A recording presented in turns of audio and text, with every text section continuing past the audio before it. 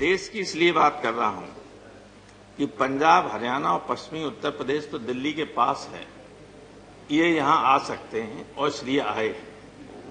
वरना नासिक से लेके लाखों की तादाद में लोग मुंबई गए, पवार साहब ने एड्रेस किया उनको, और दक्षिण भारत में कई जगह लाखों की संख्या में लोगों ने रैलियां की, इन कानूनों के खिलाफ विरोध प्रदर्शन किया। अब हमारे किसान बैठे हुए हैं कई महीनों से। तमाम किसानों की जान जा चुकी है, सर्दी की वजह से, भूख की वजह से, अन्य तमाम कारणों से। लेकिन सरकार ऐसी निर्दयी हो गई है, ऐसी बेरहम हो गई है कि उसके ऊपर कोई असर ही नहीं हो रहा है, कोई असर नहीं हो रहा है। आप ये बताइए कि अगर आप उनको 1.5 साल तक होल्ड करने के लिए, रोकने के लिए राजी हो जाते हैं, तो इसमें क्या दिक्कत है कि उन तीनों बिलों को विथड्रॉ करके इस सेशन में रिपील कीजिए उस एक्ट को, और नए बिल ले आइए, उनको स्टैंडिंग कमेटी को भेज दीजिए और उसके बाद नए बिल पास कर दीजिए। अगर पहले भी आपने विपक्षी मांग मान ली होती कि स्टैंडिंग कमेटी को भेज दी जाए, तो ये संकट नहीं आता। अब मैं देख रहा हूं कि हमारे गाजीपुर बॉर्डर पर, और टीकरी हो चाहे सिंगू बॉर्डर हो, सब पर सड़क खोदकर कंक्रीट की दीवारें बना दी गई हैं। उससे पहले कांटे लगाए गए हैं। मतलब जो हमारी पार्लियामेंट की सुरक्षा नहीं है, उससे ज्यादा जबरदस्त सुरक्षा की गई। पाकिस्तान बॉर्डर पे भी ऐसा नहीं है, मैंने तो वो बॉर्डर भी देखी, वहां भी इस तरह का नहीं है। तो ये क्या हमला करने आ रहे दिल्ली पर? और बार बार हमारे राष्ट्रपति के अभिभाषण में भी इस बात की चर्चा करवा दी आपने। राष्ट्रपति को आप जानते हैं कि राष्ट्रपति तो वही कहेंगे जो आप लिखेंगे, उससे न एक लाइन इधर कह सकते न एक लाइन उधर कह सकते। वो अगर अपने मन की बात कहना चाहें तब भी नहीं कह सकते। अब किसान अपनी मन की बात कहना चाहता है, इसलिए आया, क्योंकि वो अगर टेलीविजन और रेडियो पे उसकी बात आ नहीं सकती, इसलिए बैठा इसलिए है कि वो अपनी मन की बात आपको सुनाने आया है। आप तो अपनी बात सुना देते हैं सबको, कोई दिक्कत नहीं। तो जब और प्रश्न उठता ये है कि आया क्यों है? मेरा ये सवाल है कि आप कहते हैं कि किसानों के लिए कानून लाए, किसानों के लिए कानून लाए, किसान कहते हैं कि हमारे लिए कानून ठीक नहीं। जब उनके लिए ठीक नहीं, जिनके लिए लाए हो, तो आप क्यों जबरदस्ती उनके ऊपर लाद रहे हो कानून? वो कह रहे हैं कि हमारे लिए नुकसानदायक है, आप कह रहे हैं हम आपके लिए लाए।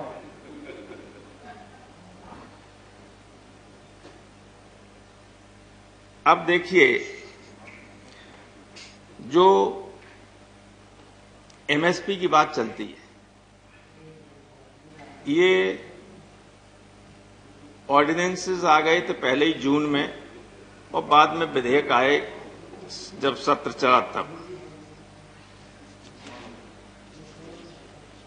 मैं आपको उदाहरण देना चाहता हूं कि स्थिति कितनी खराब हो गई।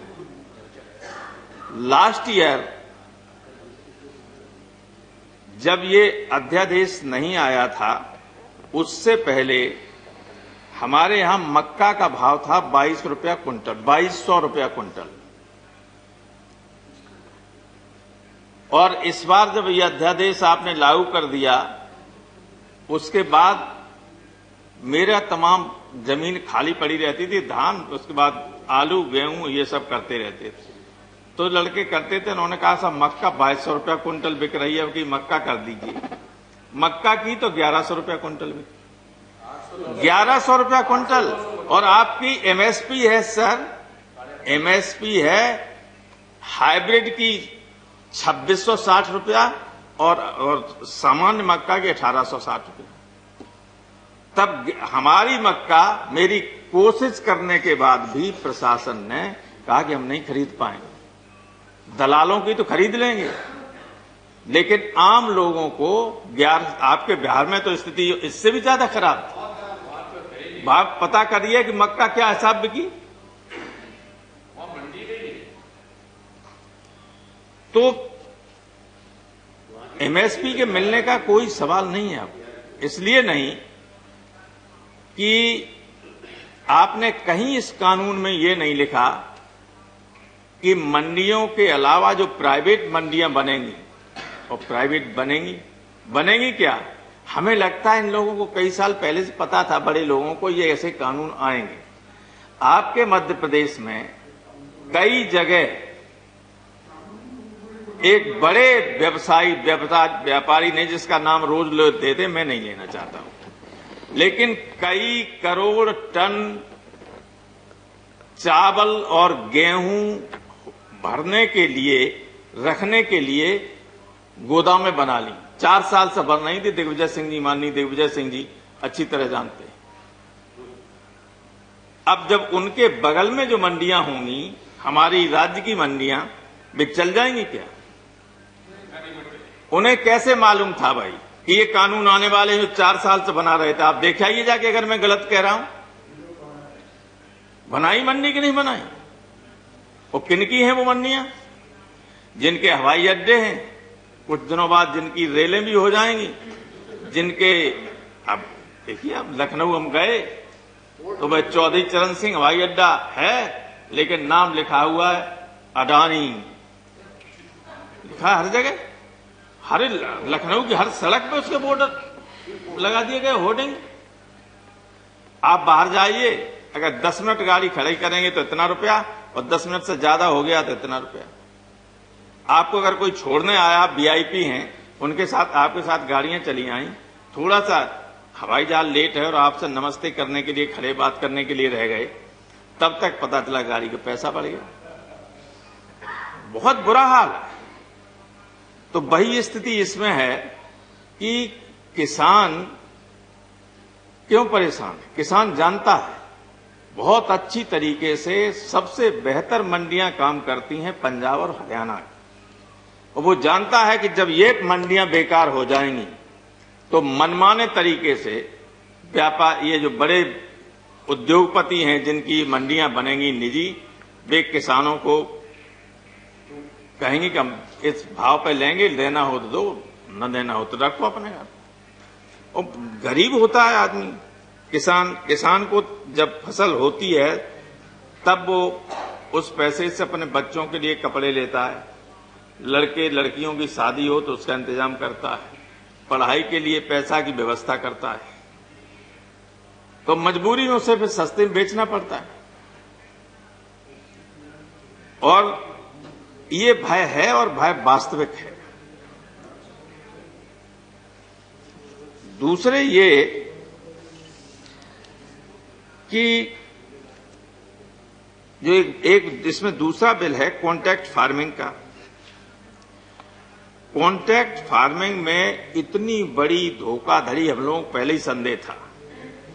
अब आप देखिए, छत्तीसगढ़ के लोग हैं यहाँ, ये हमारे पास सामने रखा हुआ पेपर कटिंग, छत्तीसगढ़ के 7 जिलों के किसानों के साथ कॉन्ट्रैक्ट फार्मिंग में धोखाधड़ी, एसपी से शिकायत, तो हजारों करोड़ रुपए के हो गया है धोखाधड़ी। पैसा ही नहीं दिया, ले लिया, पैसा नहीं दिया। और कुछ जगह कहा कि हम ये बीज दे रहे हैं आपको, पैदा कीजिए, 2600